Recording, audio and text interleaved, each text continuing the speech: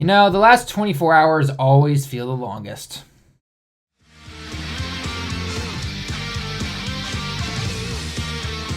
What's going on, everyone? TallenV back here, and today, as you probably saw, we've got about 16 hours until FighterZ finally releases. Now, I know a lot of videos have been going up, I think, since Tuesday, give or take, just because I guess the embargo lifted for those who had the review copy and everything like that. But yeah, for the rest of us, we gotta wait just a little bit longer, and we're almost there. And then I know like the servers are not online technically, so no one's able to jump online and actually get their rank up and anything like that. So it's mostly most people have just been playing like arcade and training mode and everything. So, but with this, just by watching those videos and talking to a couple of friends who have gotten the review copy of the game itself, I wanted to kind of put this video together about things that I've kind of picked up about what would be probably the best thing for you to do when you first get the game, or spending your first few hours with it, essentially. That way you don't go in. I mean, technically going into a fighting game, you should not be feeling like, oh, well, that guy's got more than me. So yeah, this game is all about getting better, practicing and everything and all that kind of stuff. But if you want to at least have,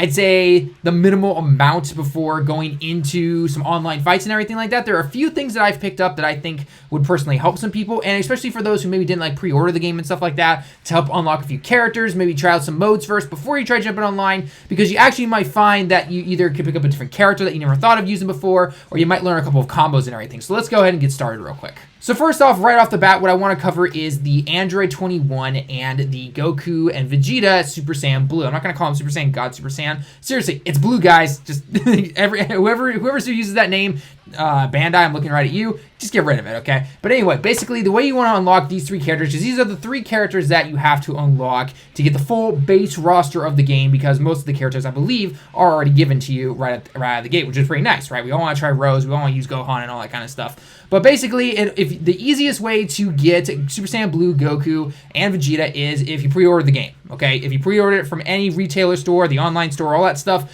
then you will get them unlocked right away, and you're basically good to go. But what if you did not pre-order the game, you wanted to wait to see how the servers were, how the game was reviewing and everything, which is totally fine. It's totally plausible to do that and everything.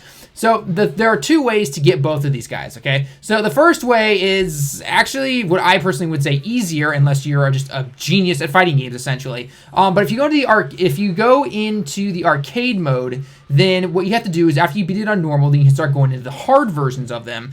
And depending on which one you fight, and if you get a certain rank, then you will unlock Super Saiyan Blue, Goku, and Vegeta. Now, this is personally the harder way, because I've been watching my friends try to do it, and it's like, yeah, you get beat at like near the end of the arcade mode, essentially, and it's like, oh, well, that wasn't fun at all. Or it was fun, but they weren't able to get the rank that they wanted. They got to start all over again. So if you want to check out the video, actually, I'll leave a link down in the description below, because Gaming Club did a video. He did a really funny one, dude.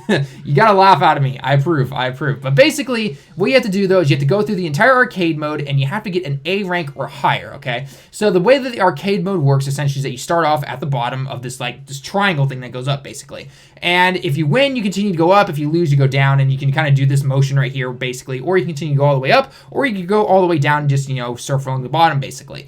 So with the harder mode, though, for Super Saiyan Vegeta, if you want to go and get him, you have to go into the Hyperbolic Time Chamber arcade one, and you have to get the A rank on there. If you want to get the Goku, you got to go into the Extreme Gravity Spaceship, which is hard, basically. Both of them have hard next to their names, so essentially you just go ahead and do that. And if you're able to get an A rank or higher, then boom, you unlock them. But of course, as you can probably guess, if it's hard, I've heard some punishing stories about the arcade mode when it comes to this, and Arc System is no stranger when it comes to having a difficult arcade mode. So do keep that in mind, unless you are probably a pretty advanced player, or you just want to wait and try and get them and everything like that. The other way you can get them, though, is you can just collect Zenny. Now, Zenny is in-game currency that allows you to just buy stuff from the shop and everything like that, which we'll get into in a minute. But basically, over time, you're going to accumulate Zenny. And when you hit a grand total of 300,000 Zenny, you'll unlock Vegeta, Super Saiyan Blue. And when you hit 500,000 Zenny, you'll unlock Super Saiyan Blue Goku. Now, this does not mean you have to have 5,000 sitting in your wallet to spend all at once. The game, under the player info, you hit options on the PS4 or start on the Xbox. If you go down to player info, it's going to tell you the total amount of Zenny that you've accumulated over the course of the game and in the history of the game for you. So when that hits 300,000, you'll unlock Vegeta. 500,000, you unlock Goku, okay? So you can go in and spend your money at the shop and everything like that you want, and boom, when you hit 300,000 to 500,000, you unlock Super Saiyan Blue, Goku, and Vegeta, okay? Now, Android 21 is pretty easy, actually. All you gotta do is go in, you gotta beat the story mode, all 3 different story missions. There's the Saiyans, the androids, and then there's the villains part of it as well, okay? Go in, beat all 3 of those, boom, you unlock Android 21. Pretty standard stuff right there. Everyone has to do that. There is no, I believe there was a code technically, at least here in Japan there is, where if you like bought a guide or something like that, then it gave you the unlock code to unlock Android 21, or you just beat the story mode. Yeah, I'm pretty sure that's what everyone's gonna do. So that's how you're gonna unlock those 3 base characters. So once you get that though, you have the entire roster at your disposal. Go into the training room, learn, and pick your favorite characters. Next, I want to talk about all of the modes and all the little like spots around the little arena thing, essentially, when you hop into a lobby. So when you hop into a lobby, you're going to see all these different things. You might, and if it's the first time you've ever seen it, or even if you were in the beta, a lot of it was locked off, right? Obviously, they only were allowing us to try out sections of the game and everything like that. But now everything's going to be open, right? You got the training mode, the replays, the online modes, the local modes, the tournament modes, story, arcade, the whole, everything is there, right? So it can be a little daunting, a little confusing. But what should you really try to actually do? I would, if you've never played the game actually, I would highly recommend going into training mode, because they've got tutorials. They have basic training mode where you just can kind of go in, pick a character, and just randomly press buttons if you want to. They've got advanced combos that you can go ahead and try out.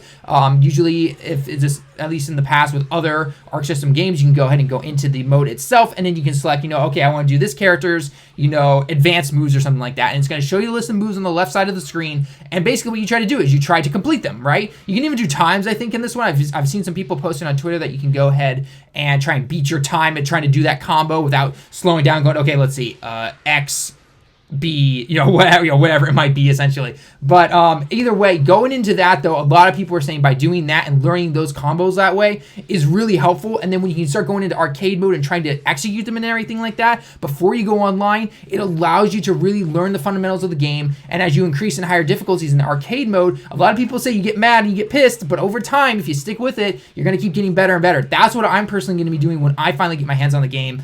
And so, I mean, I already went through the tutorial mode in the game, but I want to go into the combos and everything of certain characters that I like. And then I want to go over into the arcade mode. I want to start at the easy level. I want to go into medium and to hard and keep trying and trying. And then when I felt like I've built up enough skill, then I'm going to start jumping online and everything like that. So that would be my suggestion in terms of what to do the moment you enter your first lobby. If you just get a feel of the game. If you've played this game, if you played it at E3, the beta, the closed beta, the open beta, the whole 9 yards, and you're pretty good and you know exactly what characters you're going to go for, then you can totally skip this part and you can go straight on to whatever you want, basically.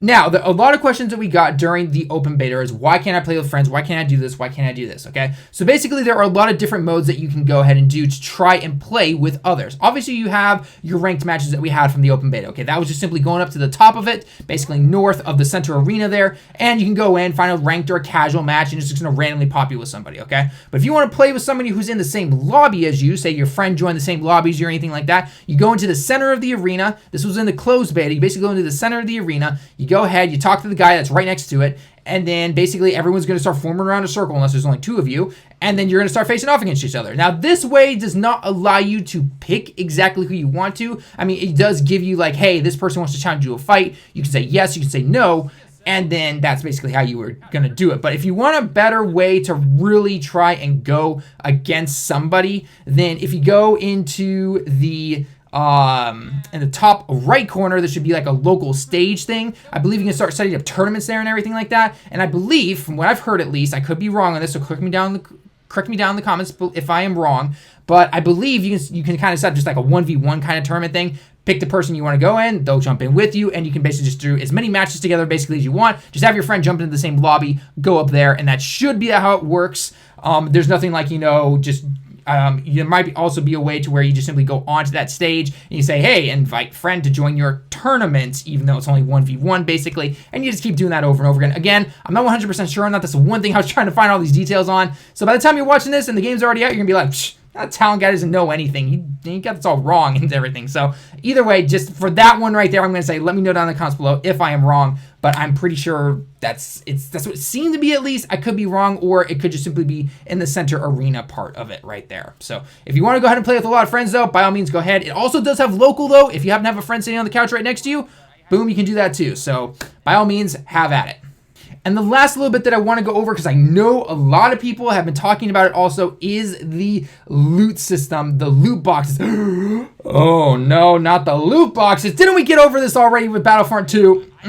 Yeah, that's leaving a sour taste in some people's mouths right there, I can tell you that right now. But basically, though, you don't need to worry about it for this game. And the reason I'm saying that, before anyone kind of chops heads or anything like that, the reason I am saying that is because this doesn't allow you to use real money to buy in-game money to then buy on a loot box, essentially, okay? The one thing I will say, yeah, it does kind of suck that a lot of the stuff that you use are random, but hear me out on this, okay? So basically what you do is the shop is in the top left corner next to the replay guy, I think, give or take in that area, okay? But basically what you do is as you play the game, arcade, story, rank, all these different modes and everything, you accumulate Zenny, okay? The in-game currency, which makes sense, right? Then what you can do is you go over to the shop and you can buy a random 1 capsule or random 10 capsule, okay? And basically what it does is it does exactly that. It will give you, 1 capsule will give you 1 item, and then 10 is going to give you a bunch of different items. These are things like colors, little chibi avatars and everything like that, stickers and all this kind of stuff. Unfortunately, costumes have never been Arc System's thing, so anyone hoping for like a great Sandman costume or anything for Ultimate Gohan, sorry, that doesn't seem to be in the game right now. So maybe eventually down the road they would do something like that, but again, like I said, Arc System is basically known for giving you different colors and everything, okay? So that's how it goes. Now, if you get a dupe of something or a duplicate of something, then what it does is you can turn that into the premium coins, which is also another in-game currency. Now, I'm going to say this one more time. You cannot buy premium currency coins with real money. I don't know about down the road, but as of right now, Bandai and other sources have confirmed that you cannot buy anything with real world money. You got to work it in the game, okay? You got to earn that Zen, you got to spend it in that little in-game shop, and boom, hope you get duplicates. And what you can do though is that if you get those premium coins from the duplicates, then you can go into a second section of the shop, which then allows you to directly buy exactly what you want without having to go through the random loot boxes, essentially, okay? So yes, it does suck that there are random loot boxes and everything, but nothing can be bought with real world